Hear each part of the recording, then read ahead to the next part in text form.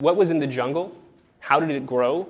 Did it fall into the ground and ferment and animals ate it up? For us, I go based mostly on people's preferences, and I do see a generational gap. When people haven't established their preferences, they're very open. So if you're a 23-year-old girl and you look at Cabernet and you taste it and it's dry and it's kind of bitter, it's kind of more of an acquired taste.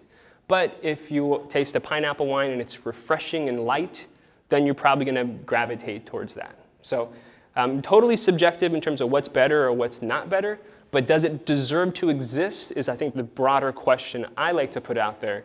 If it was the original of all alcohols, then I think it kind of does. I will actually say one other thing about what I've studied and what I've learned about the development of these industries.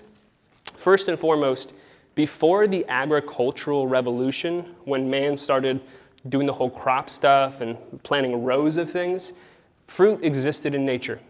Think about the jungle, or think about, where people were hunting and gathering, right? That kind of fruit was also fermenting, and it was also extremely high quality, and it was part of the natural diet and the natural makeup of what we ate as a species before we started farming. And that agricultural revolution is really when you start seeing the vineyard. The vineyard did not exist, obviously, until man started planting them in rows, in vines, and approach things in that way. The same is true for apple orchards.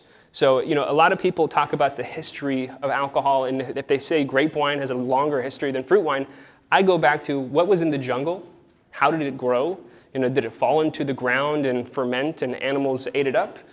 These are the things that come to mind. None of us were there 6,000 years ago, but the science can inform what was the original alcohol and the fact that fruit-based alcohol just flat out deserves to exist.